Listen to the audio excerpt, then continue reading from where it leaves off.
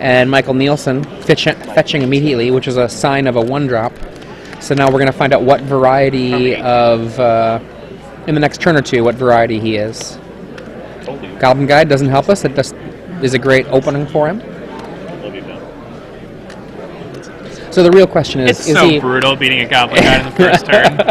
I don't think I've ever done it. Oh, I don't know. It happens all the time. You know, like I've played a lot of turn 1 Goblin Guides, and people beat it all the time. So the question is, right? Is he Coldother red? Is he Sly? Is he Burn Deck? Could even be Burrows. That's true. He could be. But well, if we trust in the knowledge of our chat, we might be willing to believe that he is mono. Yeah. The chat folks seem to think that he's mono red. So. Yeah. Okay.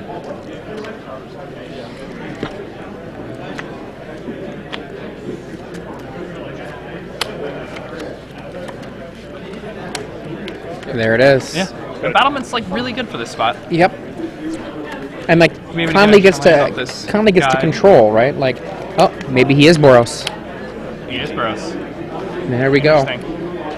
Conley gets to control whether or not that overgrown battlements is important or not. If it's not important, he can just throw it in the way and let his opponent have to kill it. So he'll probably get a Sword of Body and Mind, which seems pretty good against Conley, right? I don't like that play at all, though. Just the timing of it. What he should do is attack with the Goblin Guide before laying a land. His opponent then will probably, it depends on, again, it's Conley's choice, but oftentimes won't block. You get into 2 free damage, then you reveal the land, and then you follow up with your other play. As somebody who plays with Battlement pretty often, yeah, I always block. So I feel like you're just giving them the Goblin Guide effect. A lot of people, I attack with Goblin Guide a lot. I attack with Goblin Guide a lot. A lot of people don't block because they want to save their battlements. It's important whether or not the battlements actually is of value right now. We got Lotus Cobra going into 1, 2, 3, 4 mana. Is that correct? He does have access to 4 mana. Yeah, so he can cast a Jace here. Yep. He might even just play a Tree Speaker and level it up. That wouldn't be terrible. Spreading Seas. Jace. He had the Jace. Yep.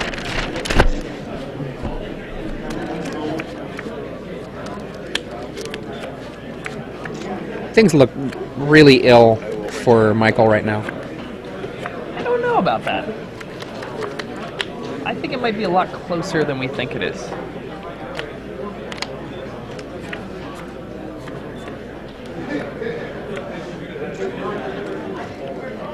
That Lotus Cobra should die. Jace probably will die. All on this turn? All it takes is a burn spell, and that all happens. Yeah. Like 1 bolt. 1 anything. It could be a burst, could be, you know... I mean, Arc Trail, and then you get some extra damage. Although I don't think that hits Arc Trail. You never know. Arc Trail's really good. I've been playing it in my sideboards and extended. Arc Trail, there it is. Yeah. 1 and 2. I've been really happy with Arc Trail in extended during the first couple weeks. I was really happy with it. So many people were playing Elves and that Necrotic Ooze deck. And it's just so good against both of them. You're like, Fauna Shaman, Bird. You know? Okay, you're right. This I was quite premature in talking about the game being as problematic as I was thinking it might be for a second.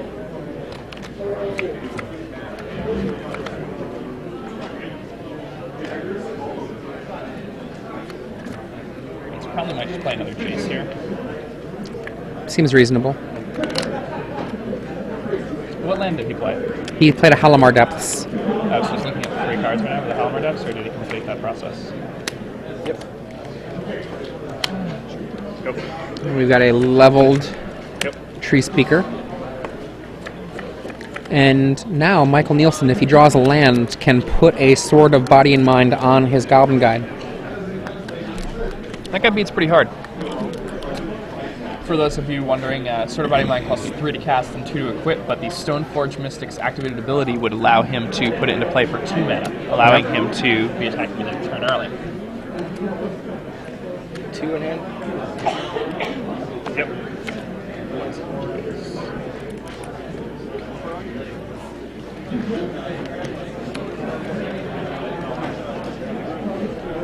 You guys remember, Conley does have 4 the acidic slimes in his deck, which, like, when we talked to him, he actually said, I needed a way to beat Sword of Body and Mind. He specifically cited Sword of Body and Mind as one of the reasons.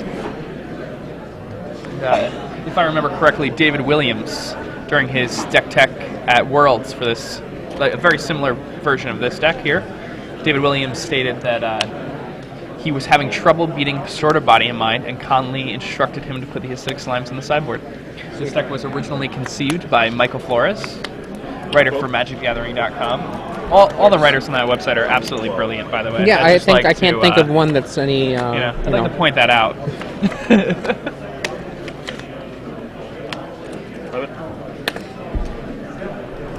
We have the magic 6 mana mark, where he has 7 very powerful plays in the form of Titans.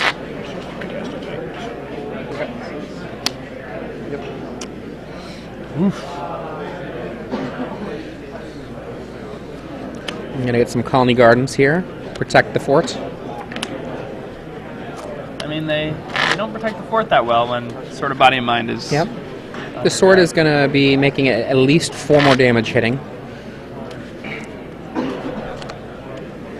And he gets a Wolfie.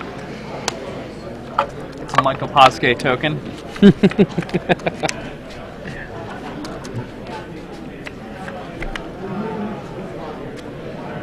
Michael has some interesting play options here for his turn. He has a Journey in his hand, so if he rips a white mana, his series of plays is very simple. He just equips the sword and gets to Journey the Titan. Yep. But if he doesn't draw another land here, he's got a pretty big choice between casting that or equipping that sword and casting that Journey there. But he has it. So he ripped the land. Journey gets cast, and then rips that sword. In they come. Take block here, take 3, and then do it 8. So, equipping the... It's more interesting. Just less damage. Yeah, I'm not sure about that. And 11 is much different than 10, especially when you're, when you're bashing for 4/4, then you're playing Arc Trails. I mean, I think the thought, right, is that he wants to distribute where his damage is coming from. But the difference in this situation is that you aren't playing against... you're playing against a blue-green deck. 6. Yep. What do we got there? Genesis Wave for how much? A lot. Well, we'll find out what happens. 6. Oh, and a slime. Land and a slime. Slime, 3 lands. Okay. Slime Ton of build manas. a sword. Yep. Make 6. I don't know if he has anything in his hand to make use of that. He could Regenesis Wave. Oh yeah, he could Regenesis Wave like a monster. I mean, he can play his whole hand right now. Yep. Floating 1 blue, 1 green. Yep. I will brainstorm. Yep. Those Cobras make a lot of mana. They use another slime now too. So he only has 1 white source. You can pick that off. I play a land this turn already. It'd be nice if we could pick up all the red sources, but that's not gonna happen. I did. I think I did at the beginning. Take it to 9. I'm pretty sure I did. No, 7. Yes.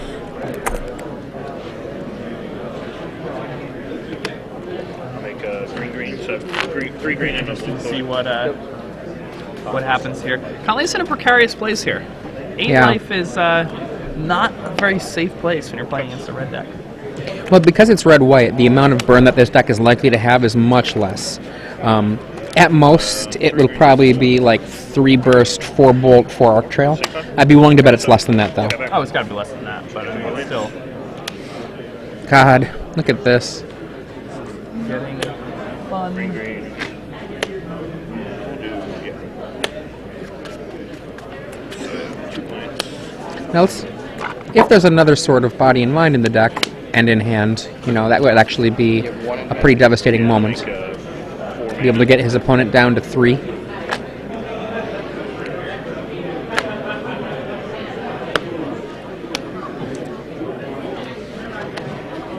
Does Conley still have that Jason play? It might be off board. I mean, he's got so much in play that it could be just off the side. Yeah. Never move that That's a good Jace too turn. far to the side. If you forget about that, that's pretty bad. Turn around there.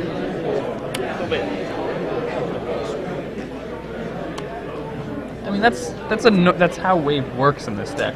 That is, like, it may seem like that was absurd, but that was actually just an everyday wave. It wasn't actually that crazy of a wave. It was like Yeah, he could have hit multiple Frost Titans. He could have.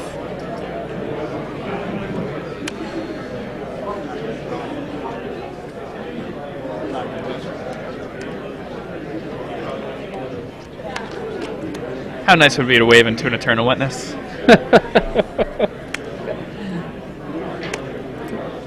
Is that Legacy? Let's do it. I do like brewing with you.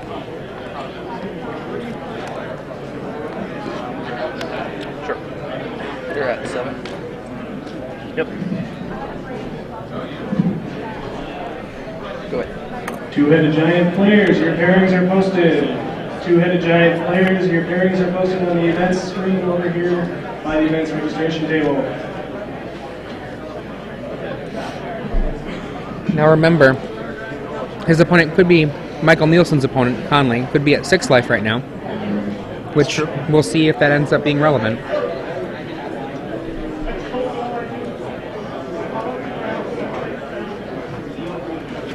Wow. 5 totals. Is that what you want? Conley 7, Mike 8. Spike Shot Elder. I'm excited that Spike Shot Elder's seeing Destructive play. It's a good I card. was hoping he would when I first saw him.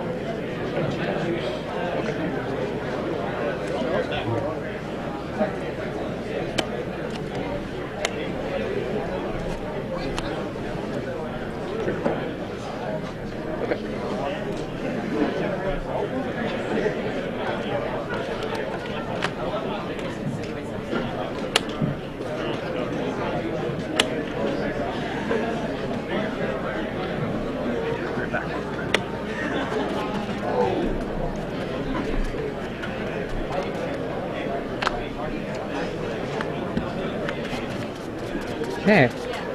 Right now, this is Adrian Sullivan, and I'm here with Jacob Van Lunen at Star City Games Live, bringing you coverage of the Kansas City Standard Open Series.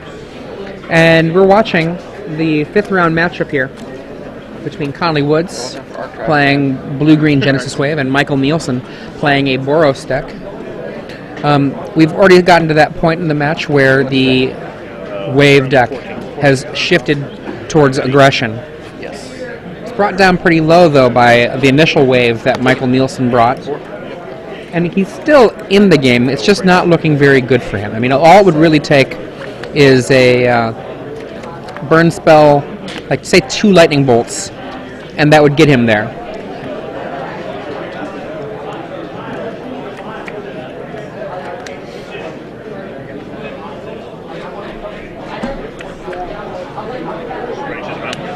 Now that spreading seas is actually really devastating. If he can get another spreading seas or an acidic slime, then the 2-bolt plan won't get him out. And that is an acidic slime. So now he needs a... Oh my goodness. Yeah. He needs a mountain and 2 bolts now. One is 10. Pardon me. 2 mountains. That Frost Titan is just a I had monster. 4 left in my deck. You didn't mill any.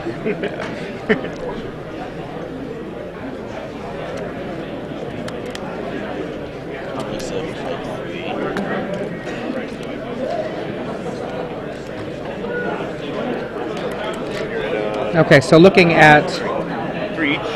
No, I'm at 6. where we're at with the match, Conley Woods just has a slew of stuff out there. He's basically 1 turn away from killing Michael Nielsen. And I can't see what Michael Nielsen's hand is, but it has to be a pair of bolts.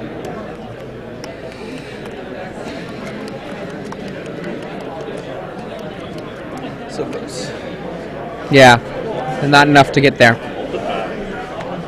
Screwed up one turn. I forgot that Goblin Guide triggered if you attack my token. You see how close that was? Well, that Genesis Wave. Well, no, that's why I kept going, because I knew I needed a Genesis Wave, but like, I forgot that if Goblin Guide, if I know Goblin Guide triggers, I just instead of putting a Jace on top. Now Conley is looking pretty characteristically comfortable and calm in this match, and I know that he had spoken very specifically about the exact card that he faced, sort of Body and Mind, as one of the big reasons why he ended up putting in Acidic Slimes into the main of this version of Genesis Wave. Another thing to remember with Genesis Wave is that when he's packing Spreading Seas, Acidic Slime, Frost Titan, and Tectonic Edge all as 4-ofs, he really can get an aggressive mana denial draw. And in this case, it almost certainly knocked out the last hopes that Michael Nielsen had of being able to get out, where at one point all he really needed to do was have like one bolt of one kind, and one, even an Arc Trail would get there. Suddenly he was in a position where he had to have Bolt, Bolt, Mountain out of a total of 3 cards. So his options to get out were pretty small.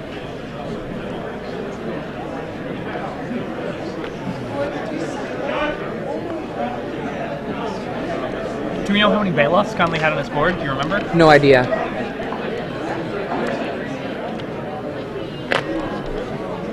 That's 1-0 Conley Woods over Michael Nielsen.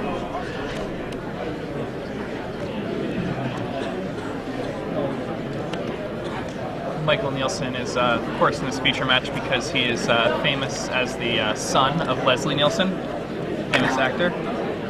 Our condolences. But perhaps more appropriately, he is the runner-up this year for the Kansas State Championship. So he is also battling with red. Yeah, a local hero.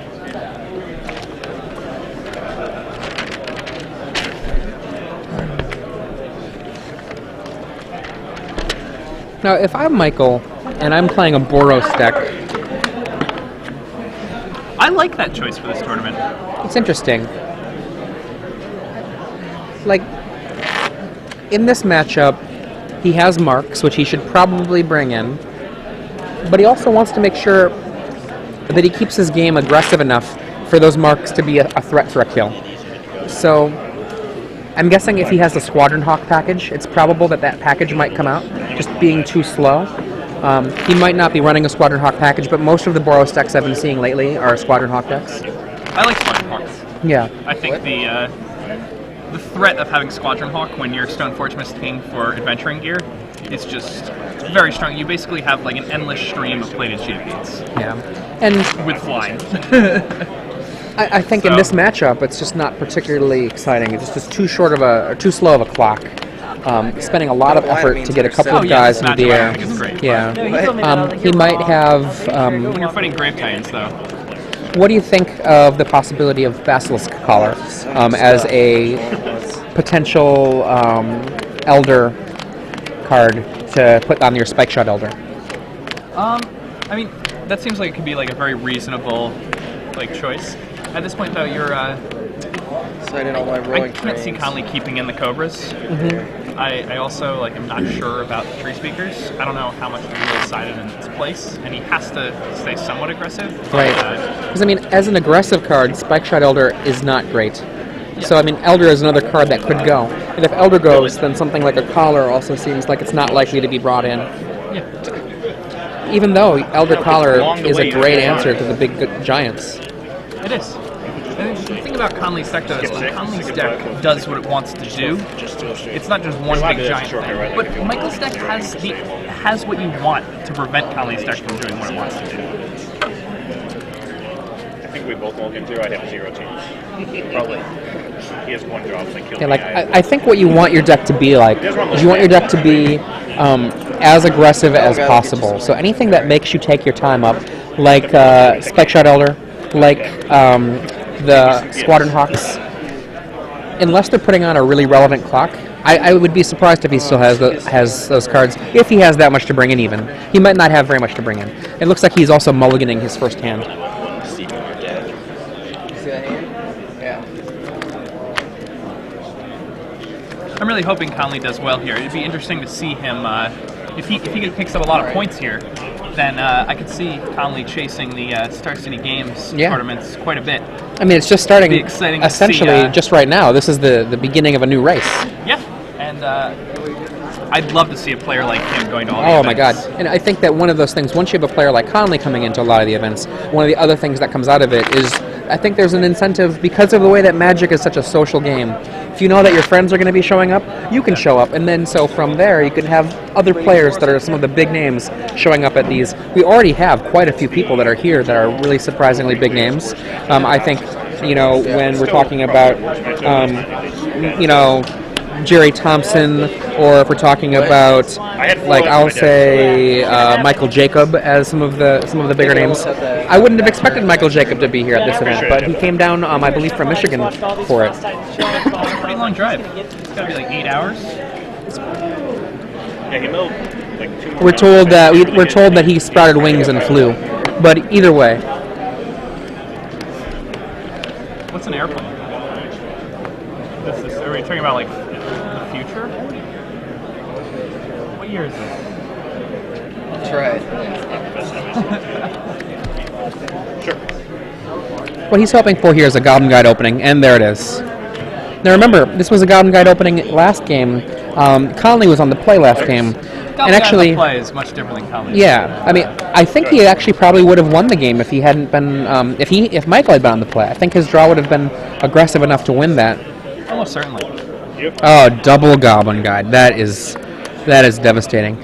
That second card that is revealed, is that an Obstinate Bailoff? He gets a land and an Obstinate Bailoff? Yep. And is Michael out of land? He's just got the 2. And there's a Ratchet Bomb. Okay, you need a land here and a plated Geopede. That's what you need. And there's a Halimar Depths. There's a Tectonic Edge. Oh, wow. Bargain bin. And land creature or probable GG. Things? Wow. Oh, wow. I will predict it's over. As will I. I mean, there is the possibility that he could just burn him out. I mean, I can't see his hand well enough to tell if that is in the cards, but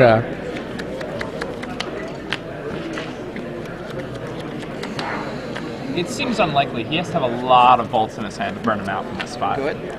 Go ahead. I mean, saying I'm just trying to find a path. Yeah. That's all you can do is try to find that path. And I bet you that there's the possibility of a Slime or a Cease. Yeah, he would have to have more than 4 bolts because there's an Obstinate Bailoff going down this turn, right? Or does he not have the second green? He has the second green. He casts an that's the Overgrown battlement, Battlement. right? Yeah, the battlement's there.